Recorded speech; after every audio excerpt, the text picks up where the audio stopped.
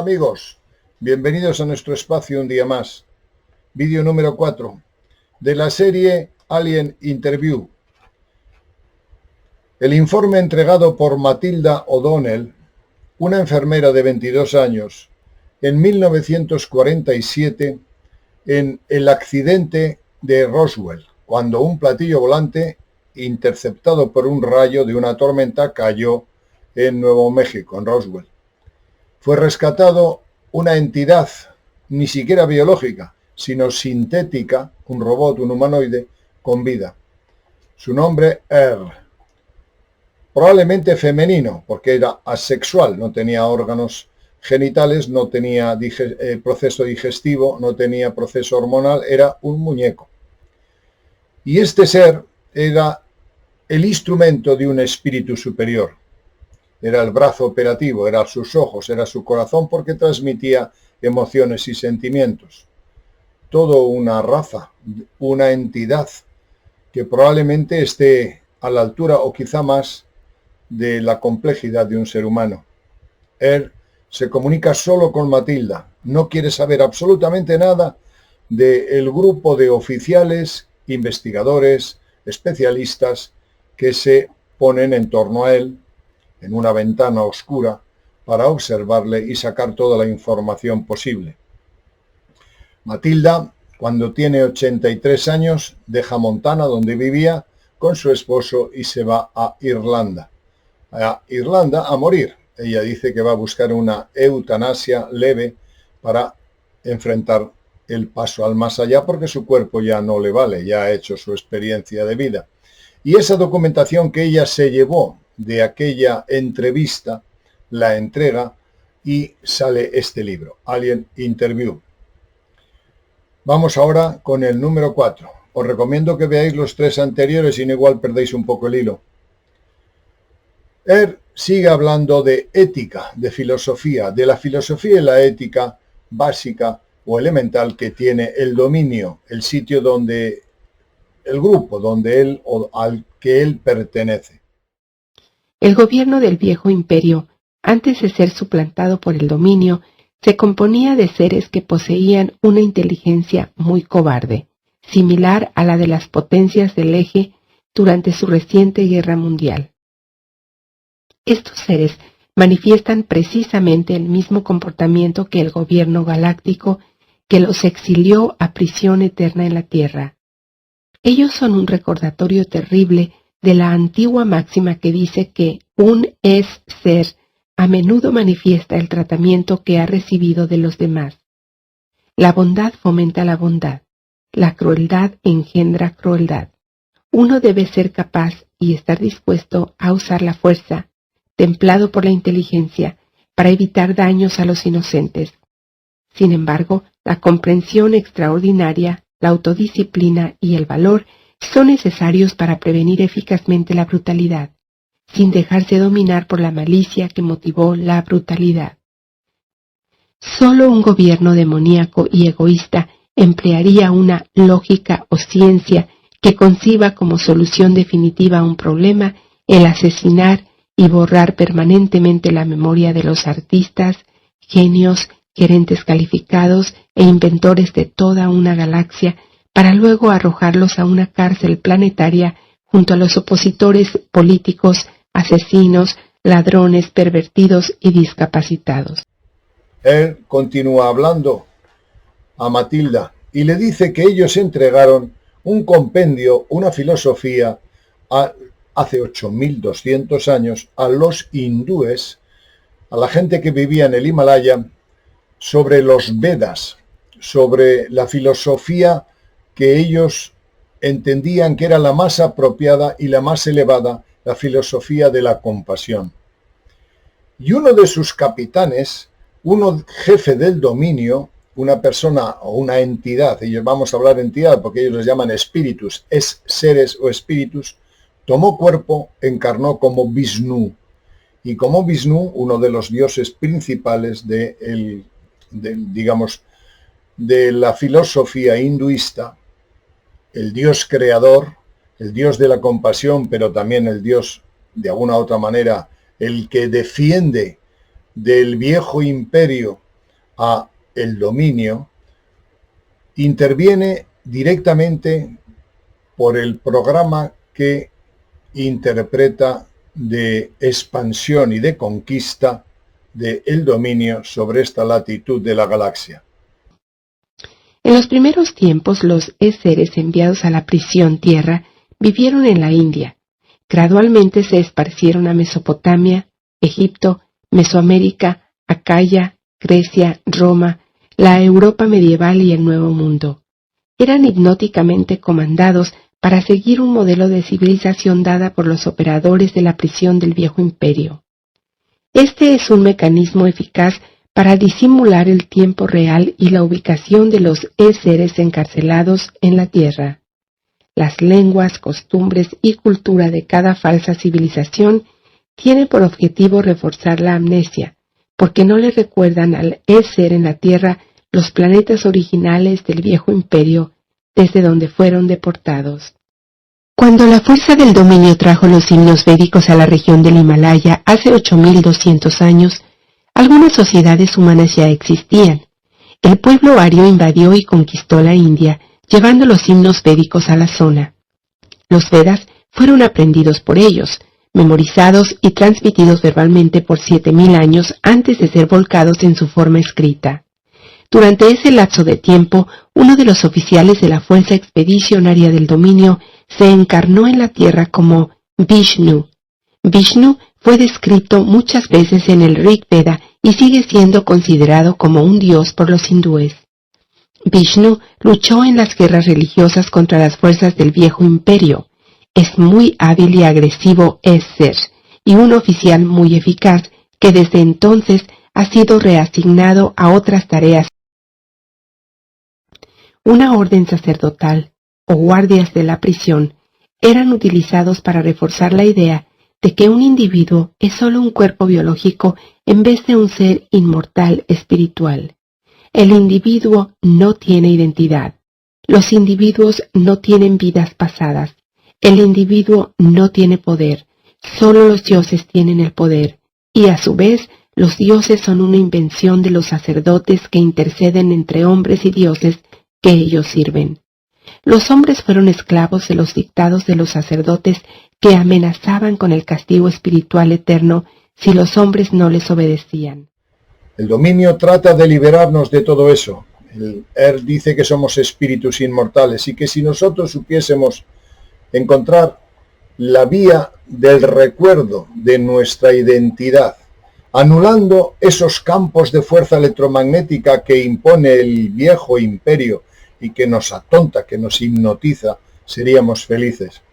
En un momento determinado habla de Akenatón y de Moisés. Y Akenatón dice que era un ser vanidoso, con una gran necesidad de gloria personal, y no interpreta bien el mensaje que le es dado, la ley del uno. ¿Os acordáis que hace poco hicimos un vídeo sobre las canalizaciones o contactos que tuvo Carla Rueckert? Y hablaba de Ra. Ese Ra decía que ellos entregaron a Akenatón la información de la ley del uno, cómo nos podemos integrar en una especie de espíritu universal con identidad propia. Eso mismo lo dice pero lo dice con un matiz. Dice que Akenatón no entendió nada, que su obsesión por ser grande, por ser vanidoso, por su necesidad de gloria, distorsionó el mensaje. Los sacerdotes de Amón, que eran los que servían al viejo imperio, mataron a Akenatón. Aquí lo revela él, es curioso, además da los nombres de los sacerdotes que lo hicieron. Y Moisés, que habría vivido con el padre de Akenatón, es decir, en la corte de Amenofis III, coge un montón de gente, los esclavos egipcios, como dice la Biblia, se los lleva a Palestina. Con esa especie de idea de la ley del uno que dijimos en su día, o el programa que le da el dominio para identificar la libertad del ser humano. Pero en un momento determinado, en el Sinaí, aparece una entidad del viejo imperio y les vuelve a someter a todo ese pueblo a la esclavitud de adorar a un solo Dios, a Jehová, Ya no importa el hombre no tiene dignidad. Tú no vales nada, solo vale Dios. Y tienes que acercarte a Dios. Y para acercarte a Dios necesitas una casta sacerdotal programada para engañar, manipular e instrumentalizar al hombre. Como resultado, el concepto de una sola deidad monoteísta surgió y fue promovido por muchos autodenominados profetas, como el líder de los esclavos judíos, Moisés, que creció en la casa del faraón Amenhotep III, en la que vivía también su hijo Akenatón, con su esposa Nefertiti y su hijo Tutankamón. El intento de enseñarle a ciertos seres de la tierra la verdad de que ellos mismos son seres formó parte de un plan para derrocar a la ficticia, metafórica y antropomórfica panoplia de dioses creados por el misterioso culto del viejo imperio llamado los hermanos de la serpiente, y conocido en Egipto como los sacerdotes de Amón. Eran una muy antigua sociedad secreta dentro del viejo imperio.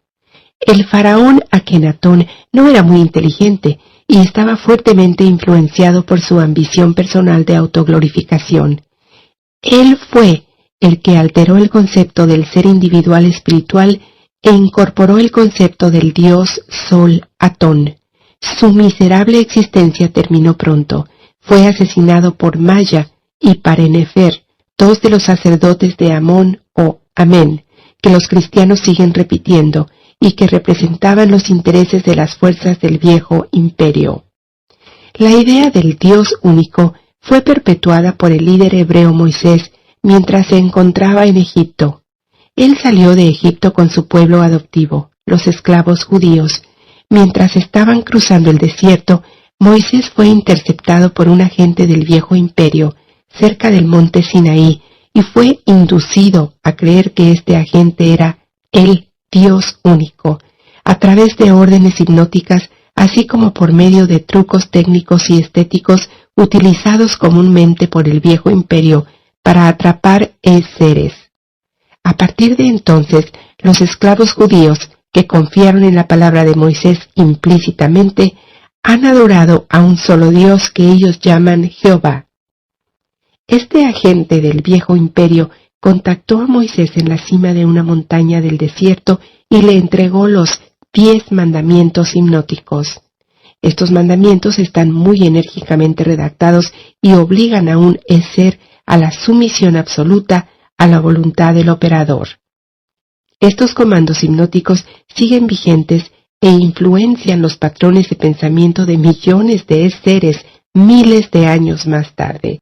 Los himnos védicos son la filosofía que entregó el dominio a los seres humanos, y a partir de esos himnos, de esa filosofía de revelación del dominio, se crearon todas las religiones. Ellos fueron los primeros que entregaron los códigos éticos y morales por los que debía, regirse el ser humano. Pero el viejo imperio estaba al acecho y siempre imponía, a cada esfuerzo que el dominio hace de intentar liberar al hombre de su esclavitud psicológica, mental y espiritual, aparece el dominio sometiéndonos como esclavos a un Dios único, a un Dios vengador.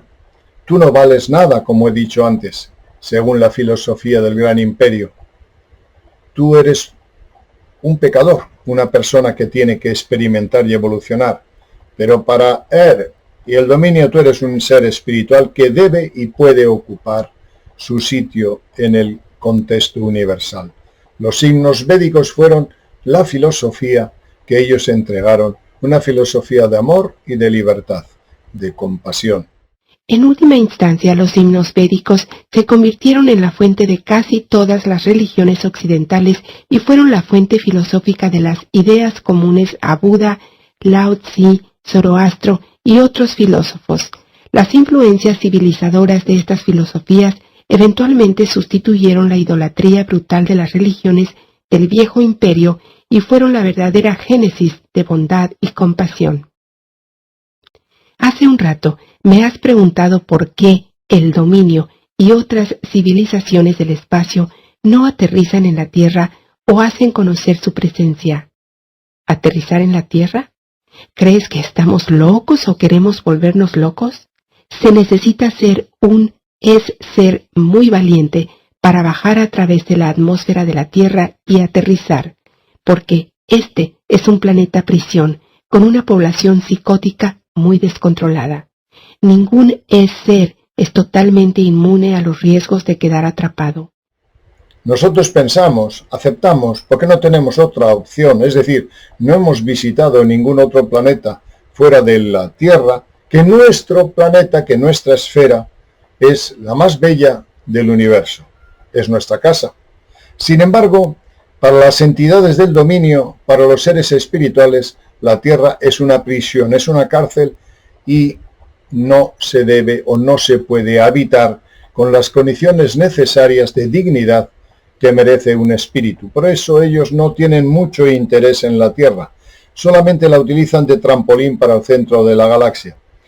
Y él da una serie de puntos de reflexión por qué no les gusta la Tierra, o por qué no es la Tierra un sitio especialmente, digamos, aceptable o deseado por ellos, porque no reúne las condiciones de dignidad que requieren sus personalidades o sus espíritus. 1. Las masas continentales terrestres están flotando en un mar de lava fundida que está bajo la superficie, lo que hace que éstas se agrieten, se desmoronen y estén continuamente trasladándose a la deriva.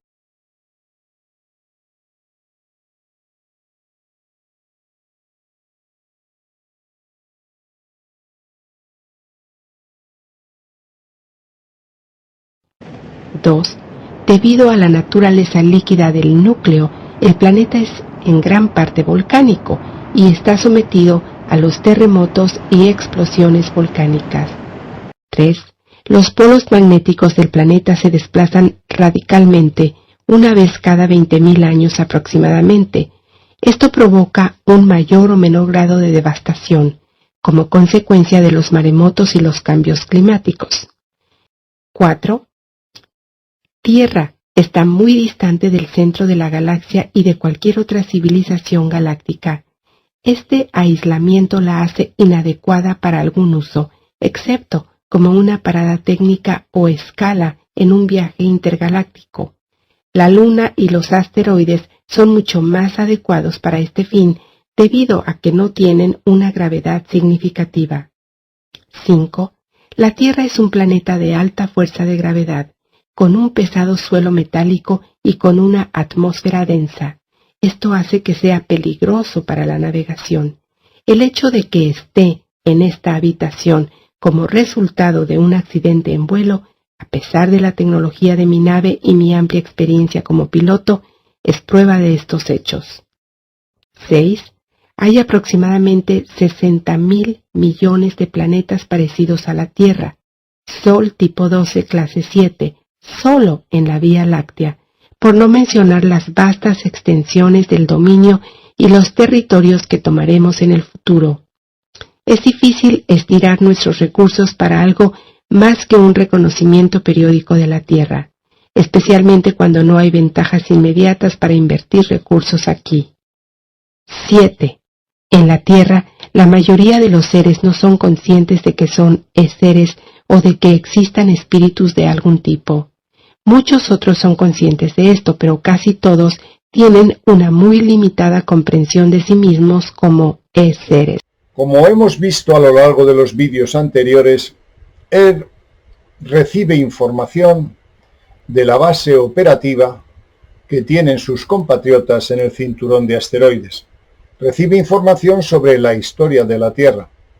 Además, esa información la encuadra, la enmarca o la referencia por los libros o con los libros que le es entregado por parte de Matilda y del grupo de investigación de Roswell, y en ese compendio de lo que lee y lo que le van diciendo, empieza a dictar a Matilda una serie de fechas e intervenciones del dominio y del viejo imperio en torno a la Tierra.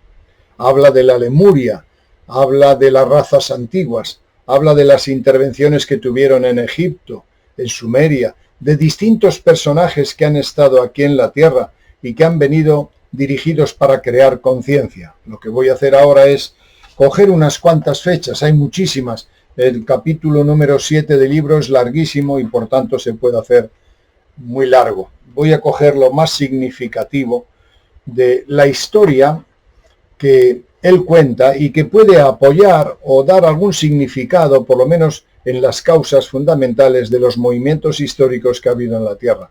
Y empieza hace miles y miles de años.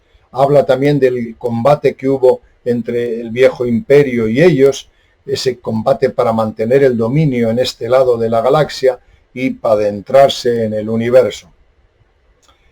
La historia es apasionante, pero la historia contada por él puede crear muchas contradicciones o, digamos, puede poner en cuestión lo que nos ha sido enseñado por los libros de texto. Fijaros que cuando hablamos ya de miles de años, tenemos que echar mano de la arqueología, porque no tenemos fuentes escritas desde escasamente de 5 o 6 mil años. Todo lo anterior quizá esté en la memoria del registro acásico o sea transmitido por los antiguos, digamos, iniciados.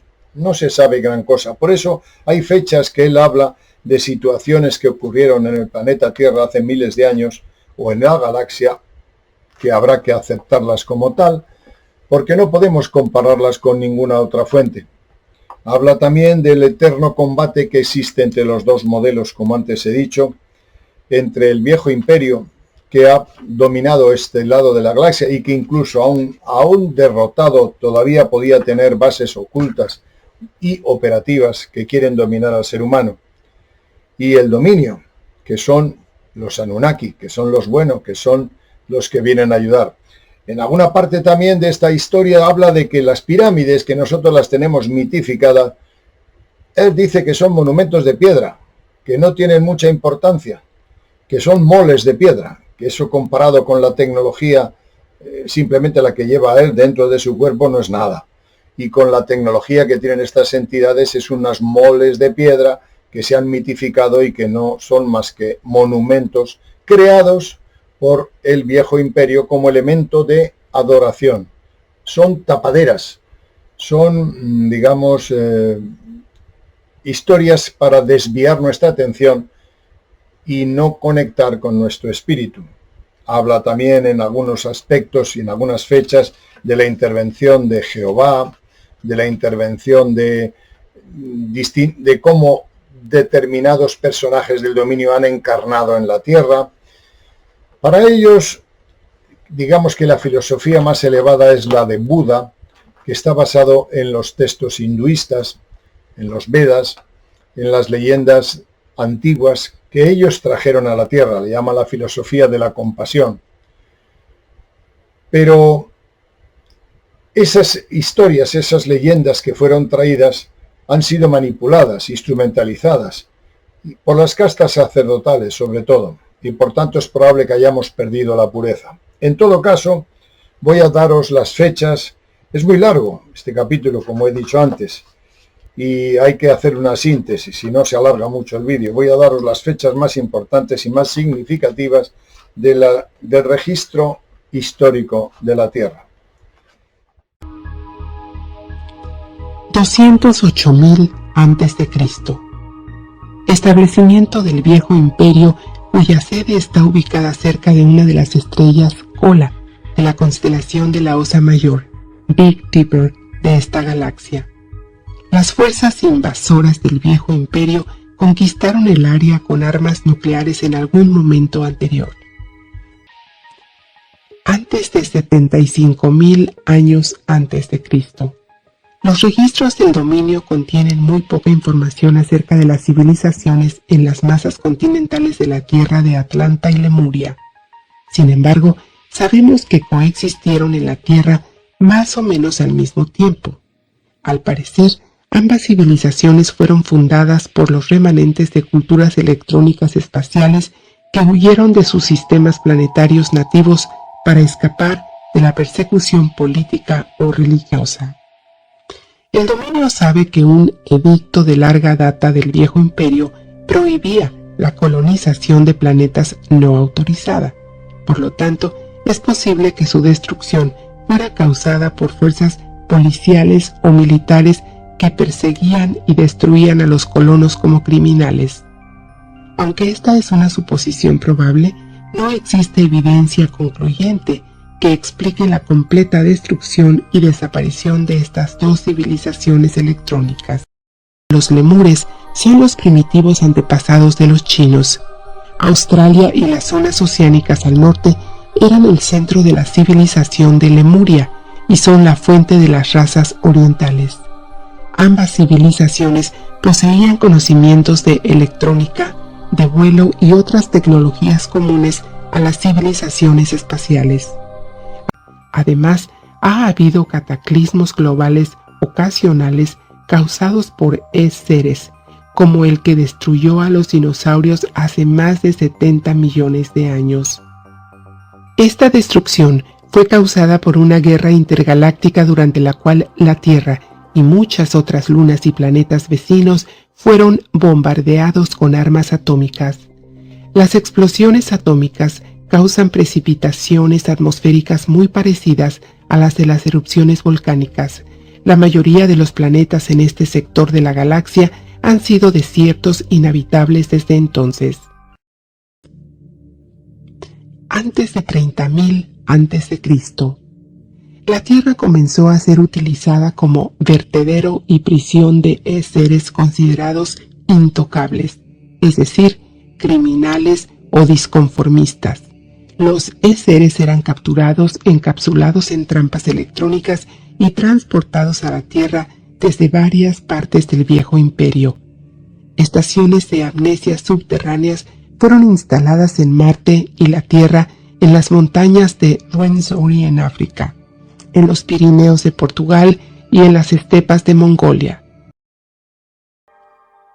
Desde 15.000 a.C., las fuerzas del Viejo Imperio supervisaron la construcción de una operación de minería hidráulica en la cordillera de los Andes, en la actual Bolivia, cerca del lago Titicaca, el lago de piedras de estaño, en Tiahuanaco, incluyendo la construcción del macizo complejo de edificios de piedra tallada conocido como Calasasaya y su Puerta del Sol a una altitud de casi 4.300 metros. 11.600 a.C. El eje polar de la Tierra se desplazó hacia una zona marítima. La última era de hielo llegó a su fin abruptamente, cuando las capas de hielo polar se derritieron y el nivel del mar subió, sumergiendo grandes áreas de las masas continentales de la Tierra. Los últimos vestigios de la Atlántida y Lemuria fueron cubiertos por el agua. En las Américas, Australia y las regiones del Ártico se produjeron extinciones masivas de animales debido al desplazamiento polar. 10.450 a.C. Los planes para la construcción de la Gran Pirámide de Giza fueron hechos por un ser del Viejo Imperio llamado Thoth. Los 4 conductos de ventilación de las pirámides apuntan precisamente a las principales estrellas del Viejo Imperio, vistas desde Giza en este año. La alineación de las pirámides de Giza en el suelo se corresponde perfectamente con la alineación de la constelación de Orión en el cielo, vista desde Giza en relación con el Nilo, como la representación terrenal de la Vía Láctea en el cielo. 8.212 a.C. Los Veda o himnos védicos son un conjunto de himnos religiosos que se introdujeron en las sociedades de la Tierra. Estos se transmitieron por tradición oral, memorizados de generación en generación. 8.050 a.C. La destrucción del planeta sede del gobierno del Viejo Imperio en esta galaxia. Este fue el final del Viejo Imperio como entidad política en la galaxia. Sin embargo, dado el inmenso tamaño del Viejo Imperio, le llevará al dominio muchos miles de años conquistarlo por completo. La inercia de los sistemas político, económico y cultural del Viejo Imperio seguirá existiendo durante algún tiempo más. 6.750 a.C. Otras civilizaciones de pirámides fueron creadas por el Viejo Imperio en la Tierra. Estas se establecieron en Babilonia, Egipto, China y Mesoamérica. El área mesopotámica disponía de instalaciones de servicio, estaciones de comunicaciones, puertos espaciales y explotaciones de canteras para estas civilizaciones falsas. Ptah fue el nombre dado al primero de una sucesión de administradores del viejo imperio que se presentaron a la población de la tierra como gobernantes divinos. Los así llamados gobernantes divinos que siguieron a Ptah en la tierra fueron conocidos por los egipcios como Ntr, que significa guardianes o vigilantes. Su símbolo era la serpiente o dragón que representa una orden secreta del viejo imperio, llamada los Hermanos de la Serpiente. Los ingenieros del viejo imperio usaron herramientas de corte de ondas de luz altamente concentradas para esculpir y excavar bloques de piedra en forma rápida. También utilizaron campos de fuerza y naves espaciales para levantar y transportar bloques de piedra que pesaban cientos o miles de toneladas cada uno. La implantación de algunas de estas estructuras se encontrará que tienen un significado geodésico o astronómico en relación con varias estrellas en esta región galáctica. 6248 a.C. El comienzo de la guerra activa entre el Comando Espacial del Dominio y los restos supervivientes de la flota espacial del Viejo Imperio. En este sistema solar duró cerca de 7500 años, 3450 a 3100 a.C. La intervención en los asuntos en la Tierra por los operarios o dioses divinos del Viejo Imperio está interrumpida en este momento por las fuerzas del dominio. Ellos se vieron obligados a sustituirlos por gobernantes humanos. Ellos finalmente dejaron Egipto y regresaron a los cielos, por así decirlo, en su derrota. Seres humanos tomaron el papel rector como faraones. El primer faraón humano trasladó la ciudad capital de Egipto de Memphis a Heracleópolis. La fuerza expedicionaria del dominio libró una guerra activa de conquista religiosa contra el misterioso culto egipcio, llamado del sumo sacerdote de Amón, también conocido como los Hermanos de la Serpiente del Viejo Imperio. Durante este tiempo, el faraón Akenatón abolió el sacerdocio de Amón y trasladó la capital de Egipto desde Tebas a la nueva ubicación de Amarna, en el centro exacto geodésico de Egipto. Sin embargo, este plan para derrocar al control religioso del Viejo Imperio fue rápidamente desbaratado. 604 a.C. Lao Tse, un filósofo que escribió un pequeño libro llamado El Camino, fue un ser de gran sabiduría que se sobrepuso a los efectos de la maquinaria de hipnosis, amnesia del Viejo Imperio y escapó de la Tierra. Su comprensión de la naturaleza de un ser debe haber sido muy buena para lograr esto. Según la leyenda común, su última vida como ser humano la pasó en un pequeño pueblo de China. Contempló la esencia de su propia vida, al igual que Gautama Siddhartha, se enfrentó a sus propios pensamientos y vidas pasadas. De este modo, recuperó algo de su propia memoria, su capacidad e inmortalidad. Su relato del Génesis menciona también que Jehová diseñó cuerpos biológicos para que vivieran 120 años en la Tierra. Los organismos biológicos en la mayoría de los planetas clase 7 en soles de tipo 12 suelen ser diseñados para durar un promedio de unos 150 años. Los cuerpos humanos en la Tierra solo duran alrededor de la mitad.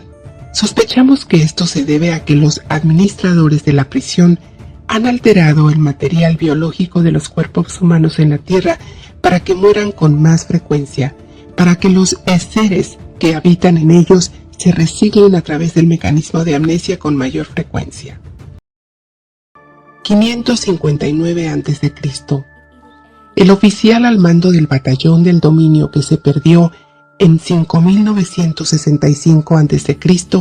fue detectado y localizado por un grupo de búsqueda enviado a la Tierra por la fuerza expedicionaria del dominio. Él se encarnó como Ciro II de Persia durante ese tiempo. Y en un momento determinado de esta especie de dictado que da a Matilda, esa enseñanza que habla de la historia, habla de los Anunnaki, los famosos Anunnaki de los sumerios. ¿Qué son ellos? Los Anunnaki son entidades del dominio, por tanto para él son los buenos, son los que nos ayudan.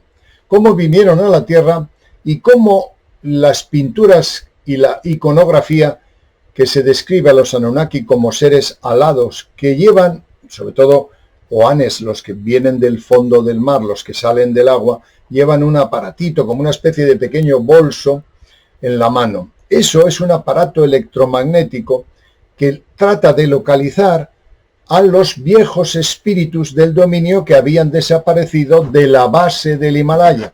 Es decir, que siguen buscando a sus 3000 compañeros y a espíritus en la Tierra que sean libres, que tengan unos valores de acuerdo a los que ellos propician y a los que ellos practican.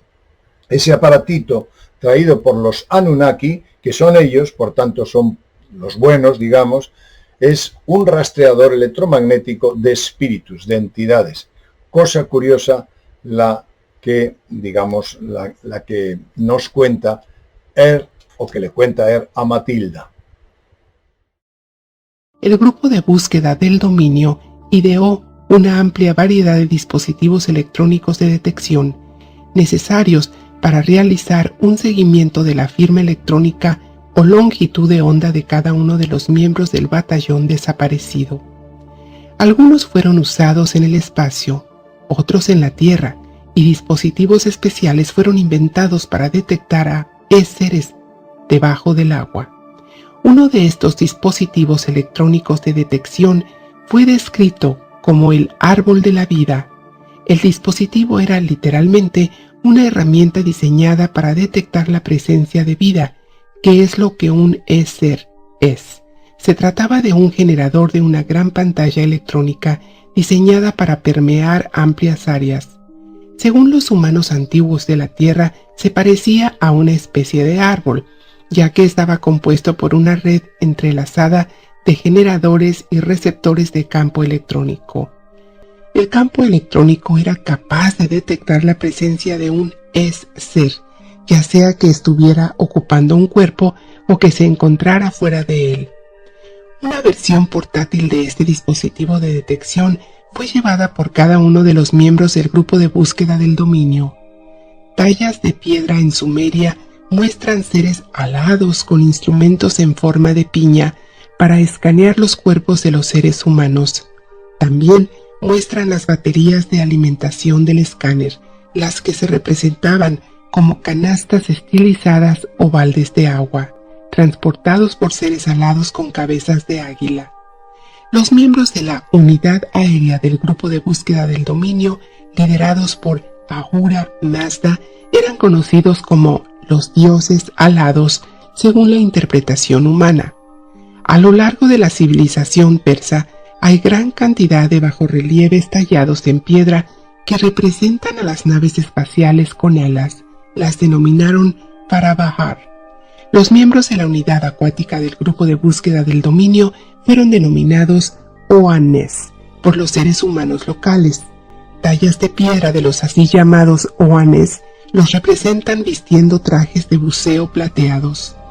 Ellos vivieron en el mar y fueron vistos por la población humana como hombres disfrazados de peces.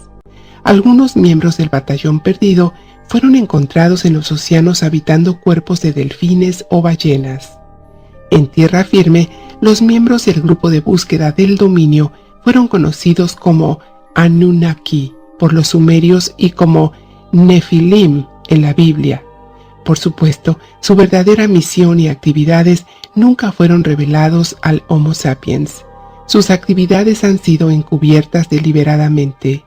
Por lo tanto, las historias humanas y leyendas sobre los Anunnaki y los otros miembros de los grupos de búsqueda del dominio no han sido entendidos y fueron muy mal interpretados.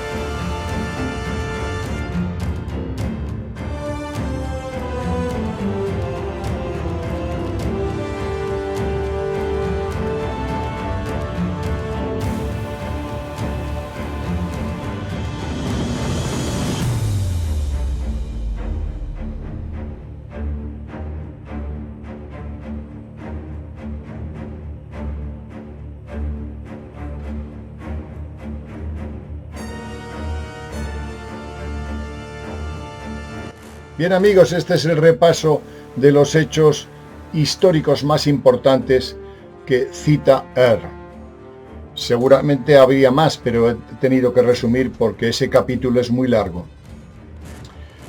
Pero hay un hecho sorprendente que a mí me ha dejado un poco perplejo y me ha hecho reflexionar. En ningún momento en el libro cita a Jesucristo, pero Jesucristo es el elemento motivador, el principio, el fundamento de casi un tercio de la humanidad. ¿Cómo es posible que él hable de Ahura Magda, de Buda, de Lao Tse, de Ciro, de Soleimán el Magnífico, y sin embargo no hable de Jesucristo? En mayor medida porque Matilda confiesa que es cristiana y practicante, o sea, por lo visto, bastante devota. ¿Cómo es posible que él no hable de uno de los pilares fundamentales de la historia de la humanidad? Es algo extraño, algo que no puedo concebir, no lo entiendo. Yo he hecho mis propias deducciones. Vamos a ver. En un momento determinado, él cita y habla de que Jehová intercepta a Moisés camino de Palestina. Es decir, Moisés se había educado en el culto de que, digamos, inspirado por lo que dijimos en un vídeo anterior, la ley del uno. No es una ley citada o descrita, sino la ley del uno es vivir en armonía con un concepto universal, donde cada uno encaja en su nivel, en su conciencia y nadie es discriminado. La ley del uno. Por el hecho de nacer, todos vivimos en la ley del uno. Lo que de una u otra manera él va citando. Ustedes son espíritus inmortales que tienen una gran trascendencia, pero que la han olvidado y además han sido inducidos con órdenes telepáticas o hipnóticas para sentirse limitados, mermados y al servicio de una jerarquía implacable. Cuando Moisés sale con la ley del uno, es interceptado en el Sinaí y aparece un ser que, según es del viejo imperio, Jehová o Yahvé, que es el mismo personaje, y le impone a Moisés y a su pueblo una ley de 10 mandamientos. Probablemente son mandamientos necesarios porque en aquel tiempo no existía una conciencia muy elevada. Y el primer mandamiento es: amarás a tu Dios por encima de todas las cosas. Es decir, debía ser un Dios muy celoso. Él dice que ese Dios no es bueno, que ese Dios es la representación de un sistema piramidal en el que aparece una serpiente enroscada, el viejo imperio, donde la jerarquía es el fundamento. Está la élite, la cúpula y todos los demás van disminuyendo en poder hasta el punto de que los humanos, los marginados, no tienen derecho a nada. Es un sistema piramidal que sigue, es la ley de la jerarquía, un principio hermético. Todo es jerárquico. Pero él dice que no, que eso no es bueno, que el dominio a que él representa concibe que cada individuo tiene que ocupar un sitio con dignidad porque son espíritus inmortales. Por tanto, a Jehová no le trata muy bien y alude directamente a él como una persona que representaba los intereses de su enemigo, el viejo imperio, el manipulador, el imperio que nos ha sometido a la cárcel de la tierra. Bien, ¿qué es Jesucristo? ¿Quién es Jesucristo? Jesucristo, como judío, tenía como padre o como Dios a Jehová o Yahvé, que es el mismo. Entonces, probablemente he deducido yo que no puede citar a Jesucristo porque ya ha citado al Padre de Jesucristo como una persona no muy recomendable. Por tanto, si el Padre es del viejo imperio y no es recomendable, Jehová o Yahvé, el Hijo, el único Hijo, no puede citarle como una persona, digamos, que representa los intereses del dominio, sino los intereses de una jerarquización que no es buena para la tierra. Y desde luego, si hay una doctrina jerárquica y manipuladora, es la religión católico-cristiana. En la medida de que ese Dios que es inalcanzable y su Hijo, que es el único, además es blanco, es judío y es rubito, a los negros, a los amarillos y a otros los excluye, Ese Dios único tiene una jerarquía inmensa, incluso un representante en la tierra, que es el Papa, los cardenales, los obispos, los arzobispos, los sacerdotes, los párrocos, los diáconos, los subdiáconos, y al final aparecen los seres humanos. Ese es el modelo de la jerarquización absoluta.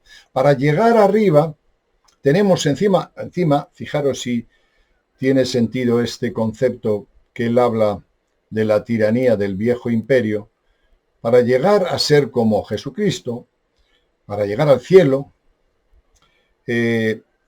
tenemos que liberarnos del pecado original. Es decir, cuando tú naces, según esta doctrina, tú eres pecador. Es decir, ya vas con una carga inmensa. No sé qué clase de doctrina es que nada más nacer eres pecador. ¿Qué hicimos?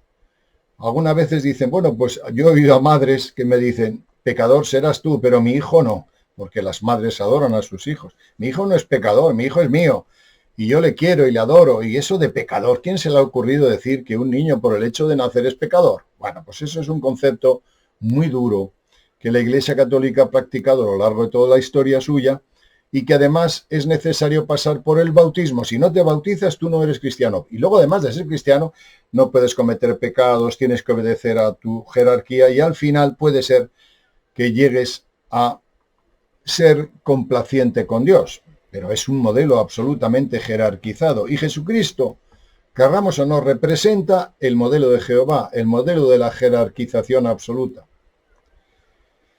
No sé, hemos hablado algunas veces de Jesucristo como un modelo desde el concepto extraterrestre. Hemos hablado que incluso fue compenetrado probablemente por entidades.